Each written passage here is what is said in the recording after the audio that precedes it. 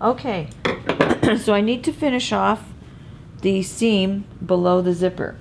And also I did go back and I zigzagged the edges of my seam allowance to the zipper so that it's all finished off as well. And I just did a little zigzag because I didn't really want the serger to trim, except right here I'm going to trim a little bit where those tucks are. But and so now I want to show you, sorry. That's good. Okay. So now I want to show you how to finish off the seam below. So I'm going to go ahead and press. Now that I've got the zigzag done on the zipper, I want to press that out good so that it's nice and flat here. And I've got some steam going. So steam is good. That help, and that's laying nice and flat now here. And it's all finished off. Okay, so below the zipper, we have a seam here. And we have done French seams on all of our other areas. So I want to enclose this one as well. But because I had to sew it regular up to the zipper, I'm going to do a mock French seam here. So the first thing I'm going to do is cut off my notches, because I don't need that extra there. The next thing I'm going to do, and I've already done a little bit at the hem, because I have the hem all pressed ready to go. But what you do is you take your seam allowance and you fold that in about 1/4 of an inch. And you're going to do that on both sides. Okay, so here it is on this side too. So press both sides in 1/4 of an inch.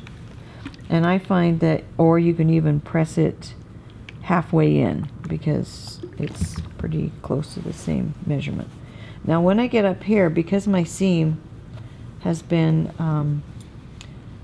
the zipper has gone in, I can't really fold that in. So what I do is I'm going to go up here and I'm going to do a little bit of slash, and I'm going to slash this right below the zipper 1/4 of an inch in. I'm going to do it diagonally, because if I do it diagonally then it won't fray. So I'm just going to go slash in here diagonally, and I'm going to go to the other side and I'm going to slash that in diagonally. And then once I get that done, then I am able to press that in 1/4 of an inch. One thing I forgot to point out on the zipper is that I made sure I didn't have gathers where the seam allowances are at the center back on the zipper. So I'll show that to you. But just right here where I put the zipper in, I make sure it's flat here and flat here so that I'm not trying to fight with gathers while I'm putting in the zipper.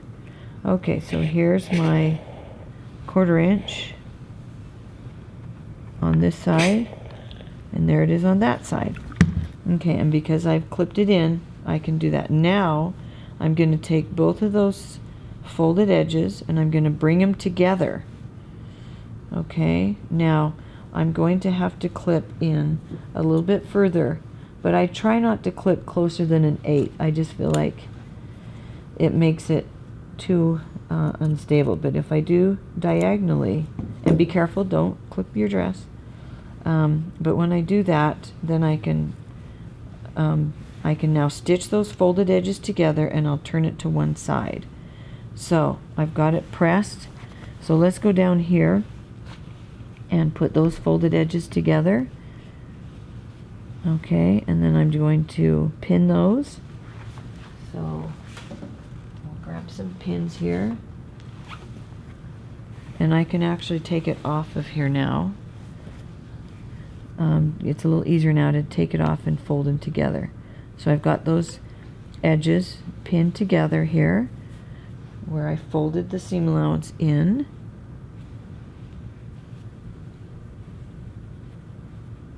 I've got a thread here I want to get rid of. So go ahead and just fold those in together and pin them. And if you've got some fraying that's showing, you may want to trim that off or just tuck it in if it's not too long.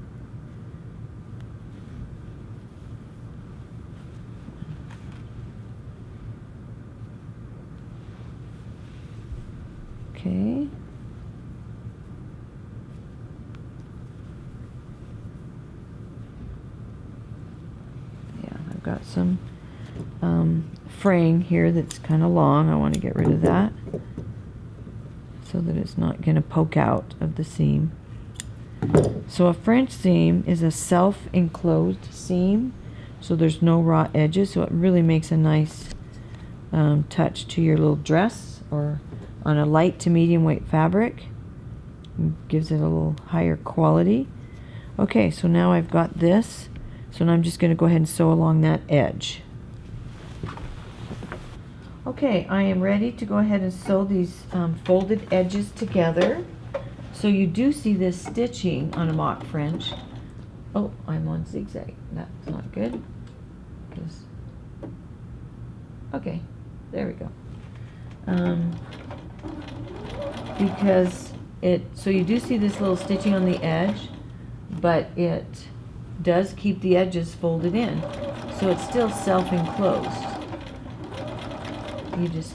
So that's why they call it a mock French, because it's not completely like the other regular French seam, but it is nice in that it is still self-enclosed.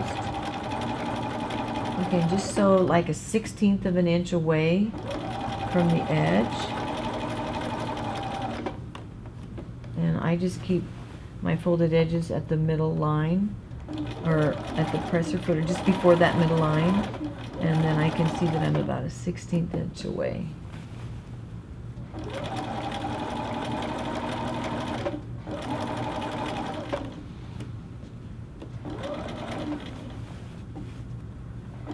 Go right up to, you clipped it, so you should be able to sew right on in there, and then go ahead and backstitch. Okay.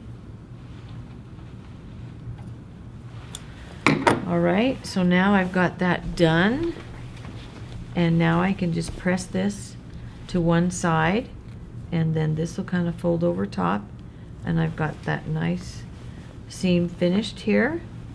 And you can also see how with my French seams it looks really nice inside the dress. And now I'm ready. I'm finished with that zipper and the seam. There was one thing I was going to tell you about the zipper is that if I want to put a hook and eye here at the top, let me just flip this around so that you can see it. If I want to put a hook and eye at the top, I could just unzip the zipper a little bit. I don't have to zip it all the way up. Lower it a little bit, and then in that case I would put a hook and eye inside the overlap and have it go over to this side. And so if I wanted to finish that off with a hook and eye, I could just unzip that zipper maybe 1/4 of an inch or so, just to bring that down, and then that finishes that off. And when I was talking about the gathers, see right here where I sew the zipper, I don't want to have gathers over here. And sometimes students will put their gathers so far in that they've got gathers here on the overlap. So these I started back 1.25 inches. I noticed that right here, by starting this over 1.25 inches, it does keep this area just a little bit more flat before your gathers start. So it looks like that. See, and these gathers start a little bit sooner than these. So sometimes your threads kind of come undone or whatever, but I think that looks good to keep that flat. And then I can decide on a hook and eye, then I'll tack this down, and that looks just lovely. Oh, and I want to show you how I was able to match up my seam right here. I made sure that I had the lines. It's kind of hard to match up the pattern, but it looks like it matched up really well right here.